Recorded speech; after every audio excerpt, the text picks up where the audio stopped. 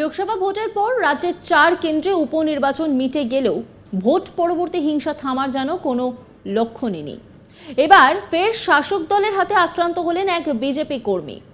আক্রান্ত বিজেপি কর্মীর নাম রাকেশ বাদ্যকর। দুর্গাপুর নিউ টাউনশিপ থানার অন্তর্গত গণতন্ত্র পল্লীর এই ঘটনায় ব্যাপক উত্তেজনা ছড়িয়েছে। এই ঘটনার প্রতিবাদে উত্তেজিত বিজেপি কর্মীরা অভিযুক্তের শাস্তির দাবিতে নিউ টাউনশিপ থানার সামনে বিক্ষোভ দেখান। অভিযোগ, দুর্গাপুরের 24 নম্বর ওয়ার্ডের অন্তর্গত গণতন্ত্র পল্লীর বাসিন্দা রাকেশ বাদ্যকর পেশায় গাড়ির চালক। অভিযোগ, স্রেফ বিজেপি করার অপরাধে তাকে ব্যাপক মারধর করে স্থানীয় এক তৃণমূল যুব নেতা নবী হোসেন। গত 14 জুলাই রাকেশের পারিবারিক এক অশান্তির মাঝে আচমকা সুযোগ বুঝে ঢুকে পড়ে অভিযুক্ত নবী হোসেন ও তার স্ত্রী। অভিযোগ, এরপর রাকেশকে ব্যাপক মারধর শুরু করে দেয় নবী। আসানসোল দুর্গাপুর পুলিশের কাছে লিখিত অভিযোগ মেল করা হয়েছে নবী হোসেনের নামে, কিন্তু এখনও অধরা নবী ও তার স্ত্রী। প্রতিবাদে শুক্রবার 19 জুলাই দুর্গাপুর নিউ টাউনশিপ থানার সামনে প্রতিবাদে সামিল হন বিজেপি কর্মীরা। শুরু হয় বিক্ষোভ।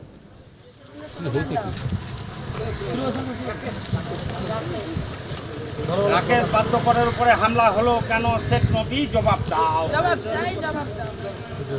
রাকেশের উপরে হামলা হলো কেন? পুলিশ প্রশাসন জবাব দাও।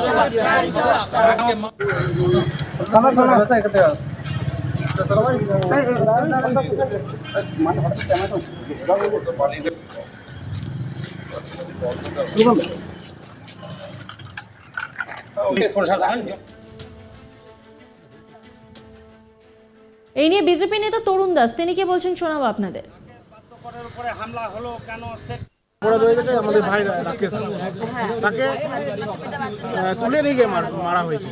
তার পুরো পিঠে দাগ, এখন একদম পুরো পিঠে সামনে পিঠে এমনভাবে মারা হয়েছে। তার অপরাধ বিজেপি মারলো কেন?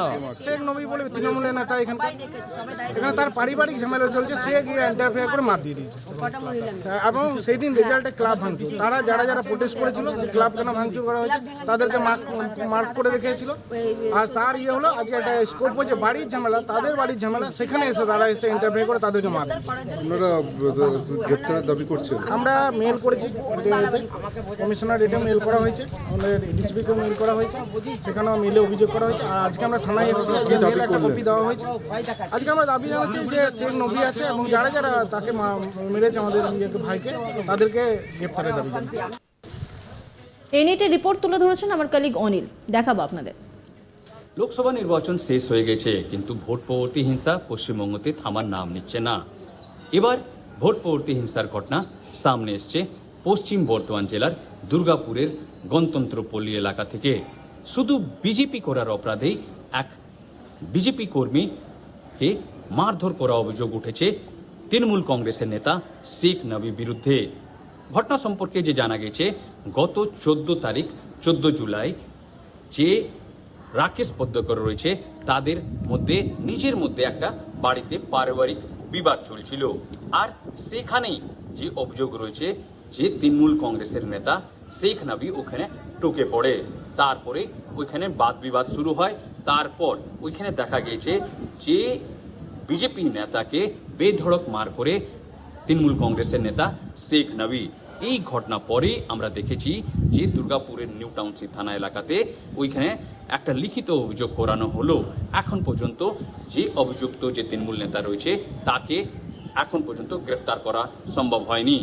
আর এই ঘটনার প্রতিবাদে যে বিজেপি নেতারা নিউ টাউনশিপ থানা এলাকাতে বিক্ষোভ দেখায়, তারা হাতে প্লে কার্ড নিয়ে শেখ নবীর গ্রেফতারি দাবি তুলে।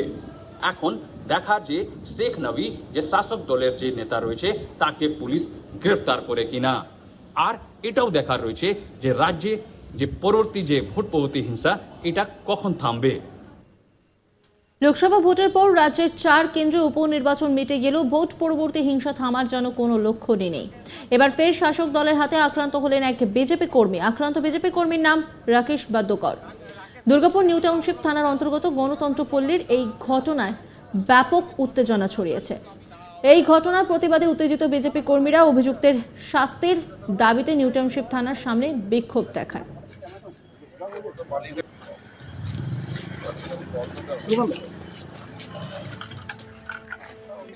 নজর রাখুন আজ তাক বাংলার ইউটিউব স্ট্রিমিংয়ে।